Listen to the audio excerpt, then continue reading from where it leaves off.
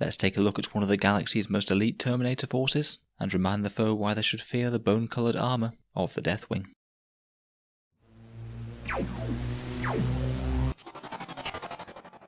Hello and welcome back to Auspex Tactics, the strategy-focused 40k channel where we're all about getting the most out of our miniatures on the tabletop. Today we're back for another Dark Angels review. We've been going through some of the unique options available to the Dark Angels, and today it's time to look at the Deathwing Terminator squad. In this video we'll take a look at their current rules in 40k, any obvious combos, synergies and stratagems that they have available in the Dark Angels, and how I would think about running them on the tabletop. In the background, the Deathwing Terminators are the elite of the first company of the Dark Angels Space Marines. Unlike many other chapters, their entire first company typically fights in Terminator armour. The Dark Angels are an ancient and much renowned chapter, meaning that they have access to vast arsenals of weapons within the rock, and the Deathwing Terminators typically bear such relics into battle to wield them with devastating force. It's for this reason that the Deathwing have far more flexibility with armament compared with similar Terminator forces of other chapters. They may often combine the powerful Thunderhammers and Lightning Claws along with Cyclone missiles and Stormbolters in the same squad, and the Deathwing also bear plasma cannons into battle. In the past, the Deathwing were originally shrouded in black armour, but the entire company painted their armour bone-coloured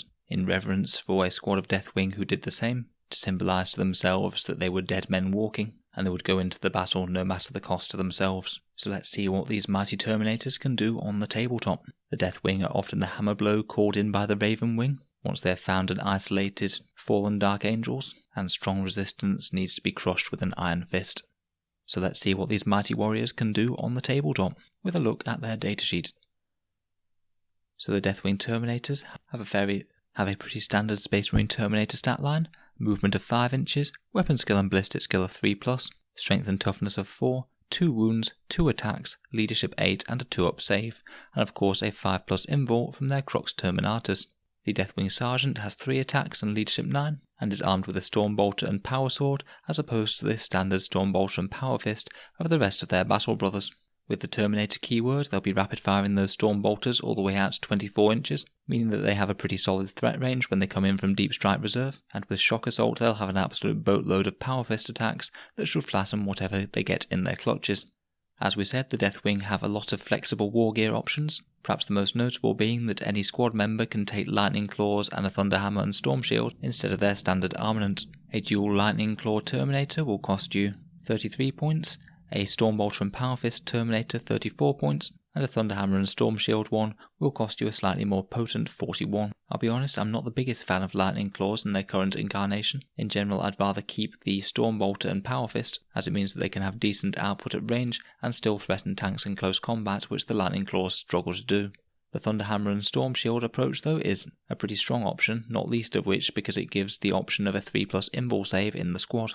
If you have a big squad of Deathwing Terminators and a couple have Thunderhammer and Storm Shield, if you start to take shots from overcharged plasma guns or las cannons, you can take the first couple of shots on the Storm Shield where it's a lot more likely that they'll survive, and just have the regular Terminators with their 2+ armor save eat any small arms fire. This is a tiny bit problematic as the Thunderhammer Storm Shield option is a bit more pricey than the standard Terminators, so in an ideal world you wouldn't want to be taking saves on it first, and it also robs you of some Stormbolter firepower. So there are trade-offs for this decent option. In general though, I would strongly think about taking 1 or 2 Storm Shield Thunderhammer Terminators in a larger squad of Deathwing, as it will certainly increase the squad's survivability quite a lot point for point against high AP weapons. Next up we have the option to replace Power Fists with Chain Fists. If you're planning on delivering them into melee, then this isn't a bad option at all. This is 2 points more than the Power Fist, it makes them flat damage 2 and flat AP -4. Both of which can be very decent upgrades against the right targets. Both Chain Fists and Power Fists work quite well though against the majority of targets. I think you get a pretty proportional increase in killing power for the amount of points invested.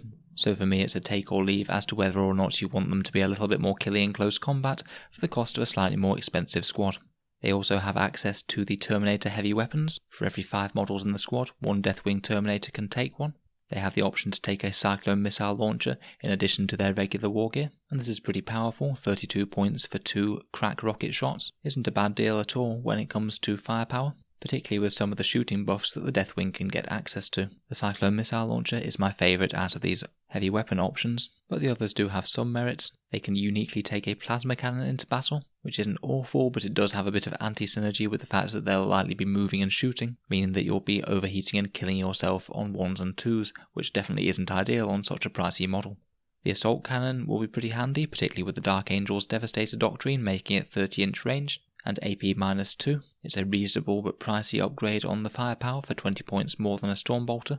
And finally we have the Heavy Flamer for 14 points, or 12 points more than the Stormbolter, and this is a lot more interesting in a Dark Angel's army than anywhere else, because adding 6 inches to the range of the Heavy Flamer means that you can actually fire it on the turn that you drop in, and being Strength 5 AP-2 will likely put some damage on some infantry. I'm still not entirely sold that it's worth the points, particularly as the Stormbolter is very good and very cheap, but it's better here than in pretty much any other Terminator squad. If you're tooling your squad up for melee damage output, it could be worth putting a Thunderhammer and Storm Shield on the squad sergeant, as he'll get more attacks out of that Thunderhammer, though it will disincentivize you to use that Storm Shield to tank high AP shots at the risk of losing your sergeant.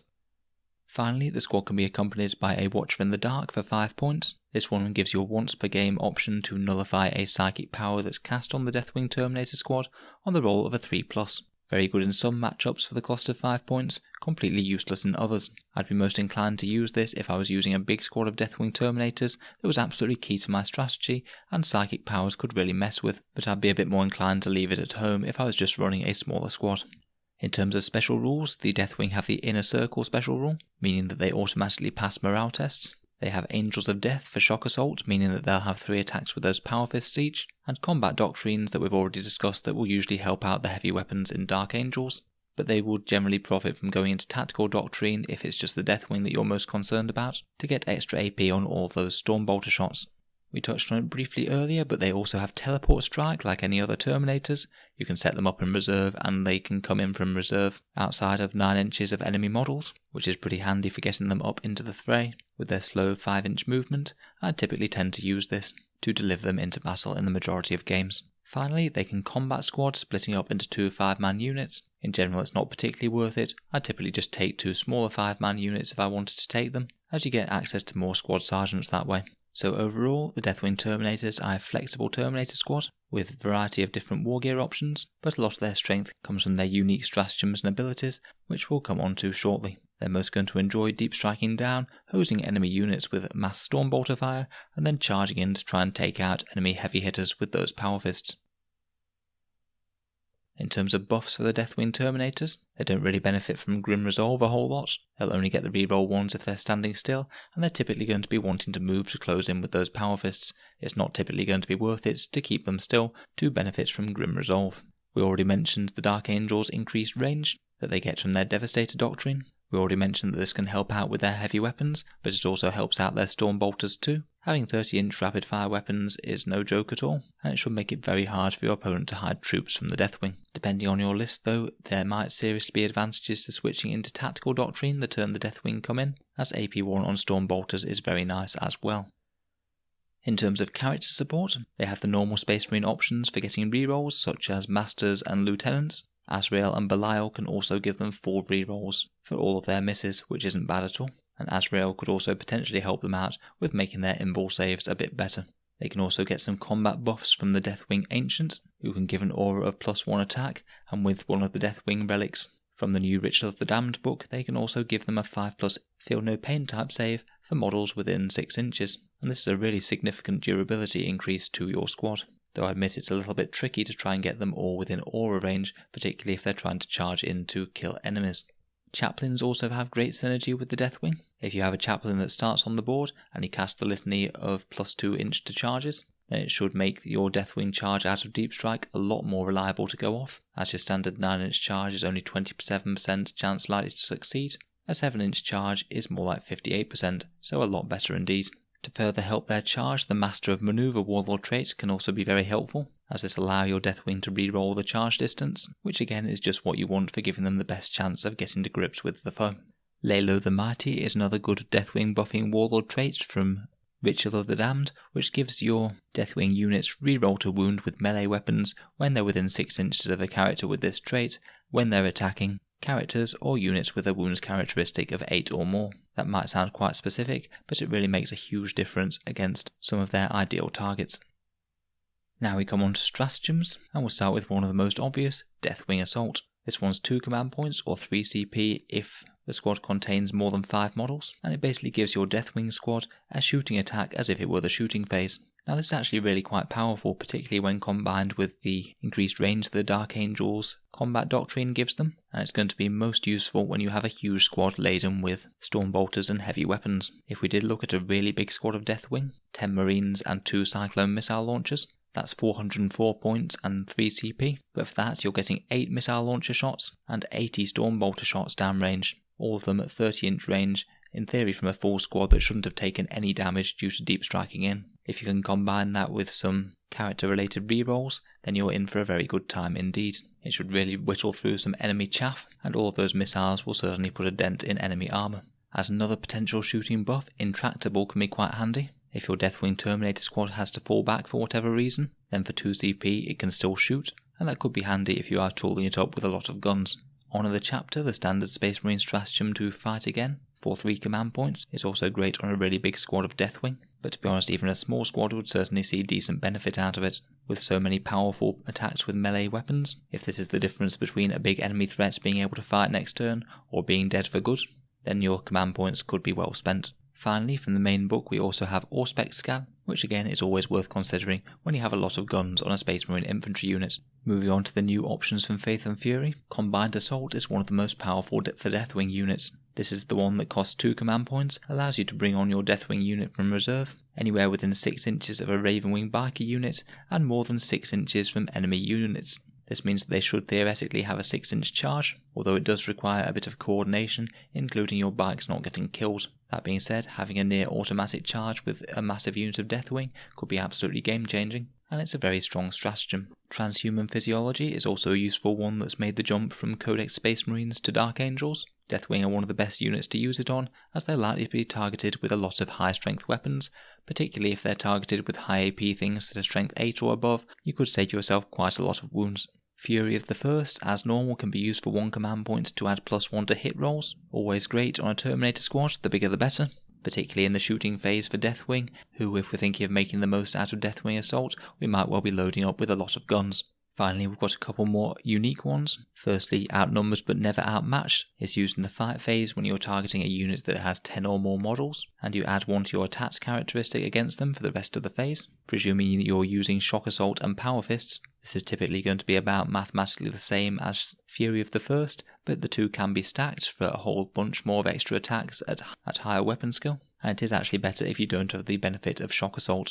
So a good option to have against hordes. And finally, for 1 command point we have Stand Firm, which is a nice little reactive defensive buff. Until the end of the phase you add 1 to the Deathwing's toughness characteristic when it's chosen for the target of an attack, either in the shooting or assault phase. Now this one's a bit variable depending on exactly what it's getting attacked with. It could be pretty handy against strength 8 or 9 weapons, or anything that's strength 4 or 5. If you're taking a lot of damage from these type of weapons, then it's a nice potentially cheaper alternative to Transhuman Physiology. So they really do have a lot of stratagems here, and you definitely could plough all of your command points into one big unit of Deathwing. I'd think carefully about each one as to whether or not it's going to give you the maximum amount of value, but it's really nice they have access to so many buffs to their defense and damage output. In terms of their in-game use, I'd be personally most tempted to take quite a big squad of Deathwing to justify the use of some of their stratagems a little bit better. I do think it will be quite fun to try and get the most out of Deathwing Assault by taking a huge 10-man squad with the 2 Cyclone missile launchers that I mentioned to put a pretty devastating beta strike on the opponent on the turn that they drop. It might be worth mixing in a Thunderhammer Storm Shield Terminator in there, which will drop the damage output a bit, but help keep the squad a bit more resilient to high AP fire. If I was investing in such a big squad, I'd want some way to reliably deliver them into close combat. My 2 favourite options are either having a Chaplain for the 7-inch charge, and then the Master of Maneuver Warlord trait to help them re-roll that charge, or using the Ravenwing Bikers to deploy them just outside 6 inches of the enemy with the Combined Assault stratagem. Both of them can certainly work and have their advantages and disadvantages. Ideally you'd be wanting to drop them turn 2 in the vast majority of circumstances to try and get all that damage output into the enemy army as soon as possible before the enemy army has too much chance to destroy your own army. When you're dropping, I'd aim to drop near a unit that you're planning to charge and put all of their firepower into other units so they don't just kill the unit that they were about to try and charge and not have any chance to get their power fists to work. Depending on the opponent and how much damage output I needed, I'd certainly consider Fury of the First in either the shooting or assault phase if it's going to make a significant difference, and I'd certainly consider Honour the Chapter to help finish off a key target, or maybe even to gain movement or wrap and trap an enemy model.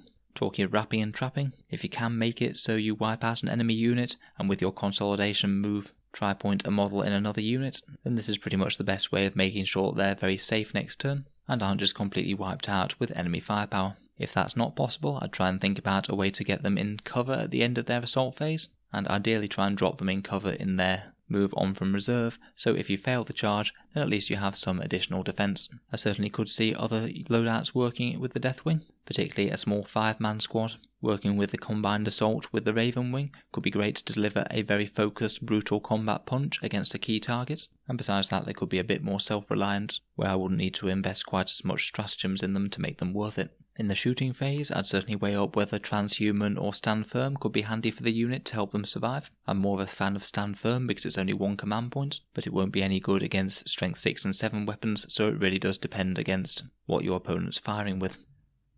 In terms of their competitors, they obviously have to compete with the Deathwing Knights, and also the other Deathwing Terminator variants that you can get, the Cataphracti and the Tartarus patterns.